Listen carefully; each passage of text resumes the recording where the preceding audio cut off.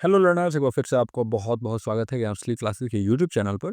देखिए, आज के इस पर्टिकुलर इम्पोर्टेंट वीडियो में हम डिजीज़ेज़ के बारे में जानने वाले हैं। आपके यूनिट 9 यानी पीपल डेवलपमेंट एनवायरनमेंट का एक बहुत ही इम्पोर्टेंट पार्ट है। यहाँ पर आपसे क्वेश्चन डायरेक्टली पूछ लिया जा रहा है। आजकल एनटीए का ये फेवरेट टॉपिक बना हुआ है कि डिजीज़ और इस डिजीज़ का कारण यानी बीमारी, और कौन सा बीमारी वायरस के कारण होता है या बैक्टीरिया के कारण होता है, उस वायरस का नाम या उस बैक्टीरिया का नाम आपसे पूछ लिया जा रहा है। तो इसलिए मैंने उन सारे डिजीज़ेज़ को जो है ना वो कैटेगराइज़ करके और आपके लिए बहुत ही अच्छे नोट्स के रूप में आपके लिए क्लास लेके आया हूँ।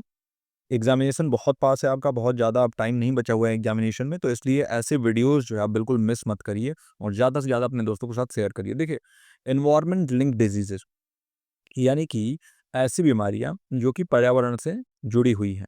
कैसे? सबसे पहले तो पॉल्यूटेंट्स यानी कि प्रदूषक जो हैं, जिससे प्रदूषण होता है, उन प्रदूषकों से होने वाली बीमारियाँ।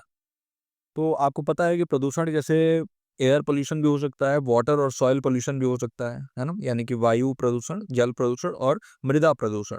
तो ये सभी एनवायरमेंटल पॉल्यूशन, पर्यावरण प्रदूषण कहलाते हैं और ये हमारे रोग प्रतिरोधक क्षमता यानी हमारी इम्यूनिटी को कमज़ोर करते हैं। और जब हमारी रोग प्रतिरोधक क्षमता कम हो जाती है, तो बीमारियाँ फैलने के चांसेस बहुत ज़्यादा बढ़ जाते हैं। इसीलिए आप देखते हैं कि कभी भी बहुत ज़्यादा जिस सिटी में पॉल्यूशन हो, वहाँ पर बहुत सारी बीमारियाँ लंग्स से रिलेटेड, साँस से रिलेटेड होती हैं, है ना? अच्छा, अगर पानी कंटामिनेटेड होता है, जैसे बारिश का मौसम चल रहा है, तो इस मौसम में ख़ास तौर से पानी जो है ना, वो दूषित हो जाता है, जल दूषित हो जाता है। तो इस समय पे कॉलेरा और टाइफॉइड फैलने का चांस बहुत ज़्यादा होता है ना? एयर पॉल्यूशन जो हमेशा हमारे यहाँ इंडिया में तो एक जो है बहुत ही लगातार चलने वाली ये चीज़ है, एयर पॉल्यूशन यहाँ ख़त्म नहीं होती है। तो धूल के छोटे-छोटे कण भी होते हैं, इसके साथ-साथ कार्बन के, नाइट्रोजन के अलग-अलग कण होते हैं और वो रेस्पिरेटरी इन्फेक्शन आपके श्वसन तंत्र में संक्रमण कर सकते हैं, है ना? इसके अलावा कोविड-19 जो आया हुआ था, उससे भी होने वाले कॉम्प्लिकेशन, जटिलताएँ जो हैं, तो हवा के रूप में ही तो वो फैलता है। तो ये डिजीज़ेज़ पॉल्यूटेंट्स के कारण होता है, एयर पॉल्यूशन के कारण हो सकता है, कुछ बैक्टीरिया, कुछ वायरसेस के कारण हो सकता है। अब इसमें एनटीए ने पूछा था पिछली बार वाटर बॉर्न डिजीज़, है ना? तो वाटर बॉर्न डिजीज़ क्या होता है? ऐसी बीमारियाँ जो दूषित पानी पीने या उसके संपर्क में आने से होता है। It is caused by consuming और coming into contact with contaminated water. तो अगर आप दूषित पानी पी लेते हो या बाय द वे उसके कॉन्टैक्ट में आ जाते हो, तो आपको ये डिज़ीज़ हो जाती है। इसलिए कई लोग बहुत पानी पतासा खाना पसंद करते हैं, है ना? उसको कई नाम से जानते हैं, गोलगप्पा, पानी पतासा। तो उसमें कई लोगों को अक्सर ये टाइफॉइड बीमारी उसी से हो जाती है, क्योंकि उसका जो पानी होता है, वो लोग बहुत ही गंदे तरीके से बनाते हैं। उसमें अगर हाइजीन का ख्याल नहीं रखा जाए, हाथ उसमें बार-बार डुबा रहे हैं और उस इंसान को भी टाइफॉइड हुआ हो तो आपको फैल जाएगा। टाइफॉइड कौन से इसके कारण होता है, कौन से जो है वो बैक्टीरिया के कारण होता है, तो सैल्मोनेला टाइफई ये बैक्टीरिया है। देखिए, कॉलरा भी बैक्टीरिया के कारण होता है, विब्रियो कॉलरे, है ना? तो देखिए, ये बैक्टीरिया के थ्रू होने वाले जो हैं वो हैं कॉलरा और टाइफॉइड, और इसका नाम भी मैंने यहाँ पे लिखा हुआ है, देख लीजिए आप। और आपको पीडीएफ मिलेगा तो आपके लिए बहुत सहूलियत हो जाएगी इस चीज़ को याद रखने में, बाद में रिवीजन करने में। पैरासाइट की वजह से, परजीवी जो होते हैं, उनकी वजह से भी जो बीमारियाँ होती हैं, जो पानी में पैरासाइट्स होते हैं, परजीवी होते हैं, तो एक होता है एमोबियासिस। और एमोबियासिस ये होता है एंटामीबा हिस्टोलिटिका की वजह से, और एक होता है जियार्डियासिस। तो जियार्डियासिस जो होता है ना, ये जियार्डिया लैम्बिलिया की वजह से होता है। अच्छा, पैरासाइट और बैक्टीरिया आपने देख लिया। इसके अलावा वायरल भी हो जाता है कई बार, अगर दूषित पानी के कांटेक्ट में आप आ जाते हो या पी लेते हो तो वायरल में हेपेटाइटिस ए, ये लीवर से रिलेटेड होता है, और रोटा वायरस इन्फेक्शन होता है। तो ये आपके वायरल, तो यहाँ पर देखिए अलग-अलग सेक्शन में मैंने डिवाइड कर दिया, बैक्टीरिया, पैरासाइट और वायरल। और क्वेश्चन कैसे पूछ देता है आपसे? आपसे पूछ देगा कि टाइफॉइड जो बीमारी होती है, वो कंटामिनेटेड वाटर से होती है या फूड से होती है या क्या होती है, और उसके बैक्टीरिया का नाम क्या होता है? तो इस टाइप से क्वेश्चन पूछ सकता है आपसे। इसके बाद वाटर बॉर्न डिजीज़ के बाद हम आ जाते हैं, जो एयर बॉर्न डिजीज़ है। ऐसी बीमारियाँ जो कि हवा के थ्रू, हवा के माध्यम से फैलती हैं, और ये एयर पॉल्यूशन इसको और खतरनाक बना देता है और इसको जो है वर्सन कर देता है। साथ ही साथ अगर हम देखें, तो अगर वेंटिलेशन सही से नहीं होगा, आपके कमरे में अगर विंडो बढ़िया से नहीं है, एक तरफ से दूसरी तरफ हवा पास नहीं हो रहा, बहुत ज़्यादा लोग इकट्ठा हो जाएँगे, तो इनके फैलने का चांस बहुत ज़्यादा हो जाता है, क्योंकि वो वहीं पे घूमता रहता है। इसीलिए देखते थे जब कोरोना चल रहा था, कोविड चलता था, तो उस समय पे लोग कहते थे कि एक ही कमरे में, बंद कमरे में बहुत लोग इकट्ठा मत होइए और डिस्टेंस मेंटेन करके रहना एक दूसरे से, है ना? 2 गज की दूरी, मास्क है ज़रूरी, ऐसा करके बहुत सारे ऐसे स्लोगन्स भी चलते थे। तो वो क्या था? वो एयरबॉर्न डिजीज़ ही था, है ना? जैसे देखिए यहाँ पे लिखा हुआ है कोविड-19, तो कौन से वायरस की वजह से ये होता था? सार्स CoV-2 वायरस का नाम था, है ना? पूछा जा सकता है आपसे, याद रखिएगा। इन्फ्लुएंज़ा और मीज़ल्स भी वायरल होता है। बैक्टीरियल में टीबी जो हम कहते हैं ना, टीबी ट्यूबरकुलोसिस, तो वो माइकोबैक्टीरियम ट्यूबरकुलोसिस की वजह से होता है, ये भी हवा के माध्यम से। तो जिन लोगों को टीबी हुआ उनके नज़दीक बहुत ज़्यादा आपको नहीं जाना था, क्योंकि ड्रॉपलेट जो होते हैं हवा के, वो आपके सांस के माध्यम से आपके अंदर भी जा सकते हैं। इसके अलावा अब होता है वेक्टर बॉर्न डिजीजेज। तो वेक्टर बॉर्न डिजीज जो होता है ना, तो वेक्टर्स मतलब क्या होता है? वेक्टर यानी कि जैसे मॉस्किटोज हैं, आपके मच्छर हैं, जो टिक्स होते हैं, ये जो है ना ट्रांसमिट करते हैं, है ना? अक्सर जलवायु और आवास परिवर्तन से प्रभावित होते हैं, क्लाइमेट और हैबिटेट चेंज की वजह से ये वेक्टर बॉर्न डिजीज फैलते हैं। कई बार आप देखते हैं कि पानी इकट्ठा हो जाता है कहीं पे, और उस पानी में ये पैदा हो जाते हैं मच्छर वगैरह, है ना? इसलिए कहते हैं कि कभी भी आपके घर के आसपास में ये टायर या ओपन ये बाल्टी हो गया, या कोई भी ओपन चीज़ ना रखें जहाँ पानी इकट्ठा हो, रुक जाए। अगर पानी इकट्ठा भी हो रहा है तो उसमें जाके ऑयल डाल दीजिए, तेल डाल दीजिए, ताकि वहाँ सरफेस जो है ना, उस सरफेस पे वो लोग ना आ पाएँ, तो इसकी वजह से ऑक्सीजन नहीं मिल पाएगा सरफेस में, तो वो खत्म हो जाएँगे। तो ये मॉस्किटोज़ और टिक्स की वजह से वेक्टर बॉर्न डिजीज़ होते हैं। कौन-कौन से होते हैं? सबसे पहले तो परजीवी, पैरासाइटिक देख लेते हैं। तो मलेरिया और जो आपकी फाइलेरिया होती है, फाइलेरिया आपने नाम सुना होगा, फूल जाता है, कोई भी शरीर का पार्ट, बहुत ज़्यादा सूजन आ जाएगा उसमें। तो ये पैरासाइट की वजह से होता है ना? परजीवियों की वजह से होता है, मलेरिया प्लाज्मोडियम की वजह से, और जो फाइलेरिया है ये वोचेरेरिया बैनक्रॉफ्टी, इसकी वजह से होता है। वायरल जो होता है ना, ये मॉस्किटो की वजह से होने वाला जो वायरस की वजह से होता है, उसमें डेंगू, जीका और चिकनगुनिया होता है ना? तो ये होता है। और अगर आपसे इसमें ये भी पूछ सकता है कि डेंगू के लिए कौन से मॉस्किटोज़ होते हैं, है ना? मतलब कौन से मॉस्किटो जो हैं वो डेंगू के लिए ज़िम्मेदार हैं, कौन से चीज़ जो है वो ज़िका के लिए है, और चिकनगुनिया के लिए कौन से हैं। तो ये अलग-अलग जो है ना, ये भी पूछ सकता है। आपको मैं बता देता हूँ, और आप जो है ना याद रखेंगे, ताकि उसको लिख लेंगे, है ना? देखिए, अगर मैं बात करूँ मॉस्किटोज़ की, तो बहुत सारे इसमें वेक्टर होते हैं। जैसे अगर मैं डेंगू के बारे में बात करूँ, तो इसके जो वायरस का नाम होता है, वो होता है एडिस एजिप्टी। स्पेलिंग है AEDUS AEGYPTI। और ये ज़्यादातर जो है ना दिन में काटते हैं ये मच्छर, है ना? और साफ पानी में रहते हैं, मतलब इनको साफ रुका हुआ पानी चाहिए, जैसे फ्लावर के पॉट में, टायर में, वाटर टैंक में होता है। तो डेंगू वायरस जो होता है ना, ये 4 टाइप के होते हैं। इंक्यूबेशन पीरियड उनका 4 से 10 दिन का होता है, यानी 4 से 10 दिन में ये पैदा हो जाते हैं। डेंगू होने पे आपको बहुत तेज बुखार होगा, बहुत तेज हेडेक होगा, आँख दर्द करेगा, और आपकी हड्डी जो है ना, ब्रेकिंग बोन फीवर भी कहते हैं इसको, यानी ऐसा लगेगा कि पूरा शरीर, पूरा हड्डियाँ आपकी टूट रही हैं, स्किन पे रैशेज़ आ जाएँगे, ब्लीडिंग हो जाएगा। तो डेंगू जो है ना, खतरनाक भी हो सकता है, कई बार तो जान भी चला जाता है। डेंगू से कई लोगों को मैंने देखा है जिनका जान गया हुआ है ना? डेंगू शॉक सिंड्रोम बोलते हैं उसको, इंटरनल ब्लीडिंग हो जाती है, प्लेटलेट काउंट चूँकि काफ़ी कम हो जाता है प्लेटलेट।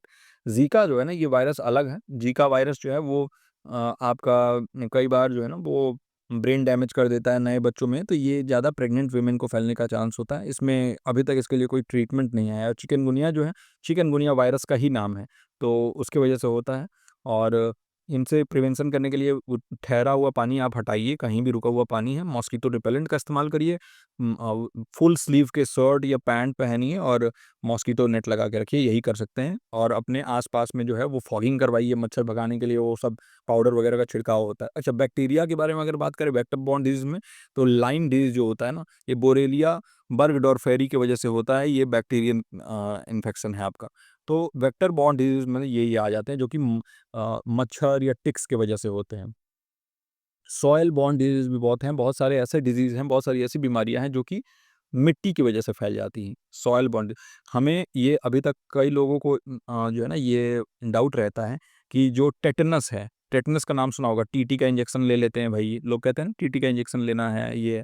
तो लोग समझते हैं कि जो जंग लगा हो, रस्ट सरफेस है ना, जंग लगा हुआ कोई भी चीज़ से अगर हाथ कट गया तो टीटी का इंजेक्शन ले लो। लेकिन इसी के साथ-साथ याद रखिए कि कहीं भी आप रोड पे भी जा रहे हैं और वहाँ पे गिर गए, और आप धूल धूल वगैरह लग गया खून के अंदर, तो वहाँ भी आपको टीटी का इंजेक्शन लेना है, क्योंकि रस्ट की वजह से नहीं फैलता है टीटी, बल्कि धूल की वजह से फैलता है, याद रखिएगा। तो अगर कहीं खराब स्वच्छता है, मिट्टी जो है वो कॉन्टेमिनेटेड है, तो उसकी वजह से फैल सकता है। बैक्टीरियल वाले में अगर हम देखें तो टेटनस बैक्टीरिया की वजह से फैलता है, जिसका नाम है क्लॉस्ट्रीडियम टेटेनाई।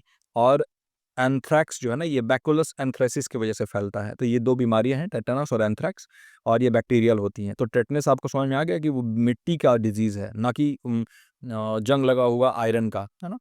चूंकि जंग लगे हुए आयरन पे मिट्टी भी कई बार बैठी हुई होती है, और इस वजह से लोग जो है उसको इंजेक्शन लेने के लिए कहते हैं। लेकिन आपको याद रखना होगा कि मिट्टी में भी अगर आप कहीं हैं, गिर गए हैं खेलते हुए, आपका बच्चा गिर गया, उसको टीटी का इंजेक्शन जरूर दिलवाइए।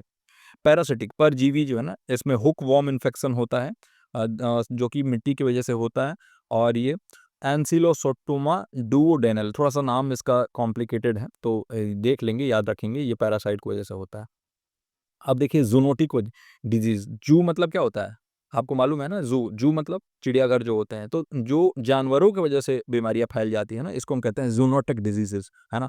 तो transmitted from animals to humans, यानी ये जानवरों से मनुष्यों में आते हैं, ये हमारे अंदर जानवरों में से आते हैं। और इसका रिस्क जो है ना, जैसे जैसे वनों की कटाई होती जाएगी और जानवर आपके नज़दीक आते जाएंगे, उन वन से निकल निकल के उनका हैबिटेट लॉस होगा, तो उतना ज़्यादा ये फैलने के चांस बढ़ जाएंगे। वायरल में अगर हम देखें तो जैसे रेबीज़, नीपा और एवियन इन्फ्लुएंजा है। रेबीज़ जो कुत्ते के काटने से हो जाता है, बिल्ली अगर रहती है उससे भी फैल जाता है कई बार। बहुत सारे ऐसे ऐसे जानवर हैं जिनको रेबीज़ अगर हो गया, तो वो अगर काट देते हैं, ये खतरनाक बीमारी है रेबीज़। और मैं मानता हूँ कि इससे खतरनाक बीमारी, इससे डेंजरस बीमारी अभी तक कोई पूरे पृथ्वी पे नहीं है। इसका कोई भी इलाज नहीं है। याद रखिए, अगर कुत्ता या बिल्ली कुछ भी काट देता है या स्क्रैच भी कर देता है, तो रेबीज का इंजेक्शन अपने या फिर बच्चों को, जिनको भी ये होता है, जरूर लगवाएं, ढिलाई ना करें। क्योंकि आपको 1 दिन का टाइम मिलेगा, और 1 दिन के बाद से अगर ये वायरस हुआ, ये फैल जाएगा। और फैलने के बाद जो रेबीज वायरस है ना, वो बहुत खतरनाक होता है। ये इसमें जो है ना, वो पानी से डर लगने लगता है ना, हाइड्रोफोबिया जिसको हम कहते हैं।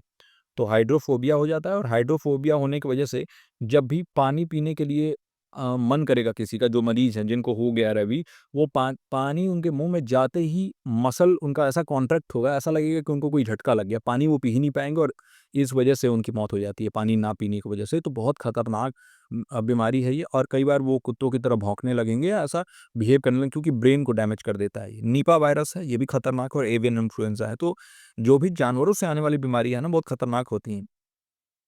अच्छा, बैक्टीरियल में देखें तो प्लेग है। जो पहले प्लेग फैल जाता था ना, यर्सीनिया पेस्टिस की वजह से ये होता है। और पैरासाइट में देखें तो टॉक्सोप्लाज्मोसिस, ये टॉक्सोप्लाज्मा गोंडी करके एक पैरासाइट है, उसकी वजह से फैलता है। तो ये बीमारियों का नाम आप याद रख लेंगे, है ना।